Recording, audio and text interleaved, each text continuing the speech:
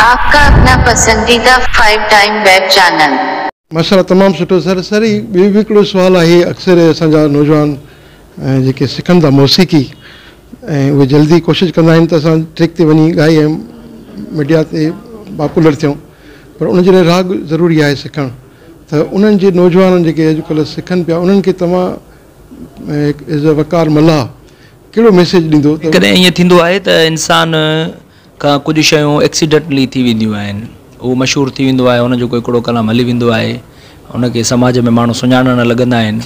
पर मां सम्झां थो त रागीअ जो ख़्वाबु इहो न हुजणु खपे त मूंखे मशहूरु ई थियणो आहे। रागीअ जो जेको अहम हुजे, जेको ख़्वाबु हुजे, उहो इहो हुजे त मूंखे समाज जे अंदरि पंहिंजो किरदारु अदा करिणो आहे, उहो सुठे नमूने सां अदा करिणो आहे। उहो तॾहिं सुठे नमूने अदा थींदो जॾहिं नोट इन सिंगिंग, बट तव्हां कहिड़ी बि फील्ड में आहियो त उनजी प्रॉपर सिखिया हासिलु कयो, उनखे पहिरीं सिखो सम्झो त मां जेको कयां थो उहो मां छा पियो कयां ऐं ईंदड़ वक़्तु मुंहिंजो कीअं आहे ऐं मां जेको करणु चाहियां थो उन जे लाइ कहिड़ियुनि कहिड़ियुनि शयुनि जी मूंखे ज़रूरत आहे। त जेके बि नौजवान आहिनि उन्हनि जे लाइ मुंहिंजो इहो मैसेज आहे त ऐं ॿियो हीउ दौरु जेको आहे त हीउ दौरु त तमामु घणो वसी आहे। को दौरु हूंदो हुयो जॾहिं भैरवीअ खे सम्झण जे लाइ बि किन उस्तादनि वटि जेको आहे सो माना ज़िंदगी ॻारणी पवंदी हुई, पोइ वञी सरगम मिलंदी सारे गामा पधानी सां।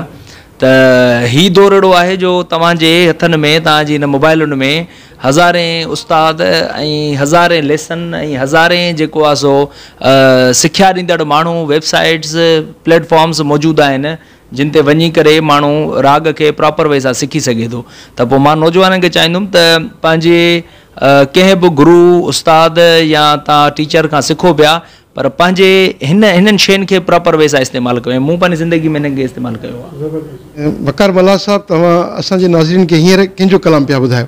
साईं हिकिड़ो ॿियो मुंहिंजो गीत आहे, अखियुनि सां प्यारियो नशे खां बची पऊं, जेको सिंध जे अंदरि नौजवाननि खे तमामु घणो पसंदि ईंदो आहे। अॼुकल्ह उहो टिकटॉक जे ट्रेंड में पियो हले, उन ते को सिंध जा नौजवान 12,000 खनि वीडियोस ठाहियूं आहिनि ऐं उहो हींअर टिकटॉक जे ट्रेंड में आयो आहे। ख़ैर नौजवाननि जी मर्ज़ी आहे त कहिड़े कलाम खे चाढ़नि के गिलाइनि, त इहो उन नौजवान जो नाम।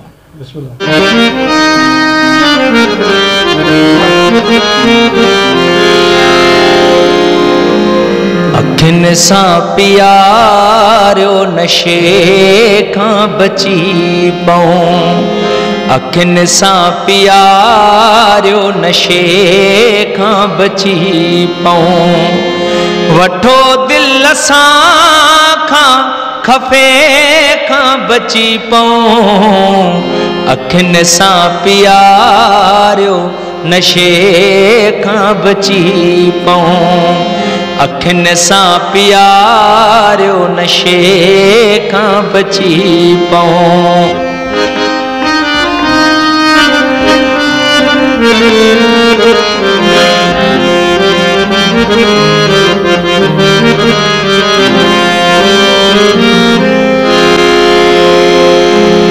दुआउनि सिवाय मिली असांखे, दुआउनि सिवाय मिली पोइ असांखे, मिली पोइ असांखे, खुदा जे बि थोरे थधे खां बची पऊं, खुदा जे बि थोरे थधे खां बची पऊं, अखियुनि सां प्यारियो नशे खां बची पऊं। आपका अपना पसंदीदा 5 टाइम वेब चैनल।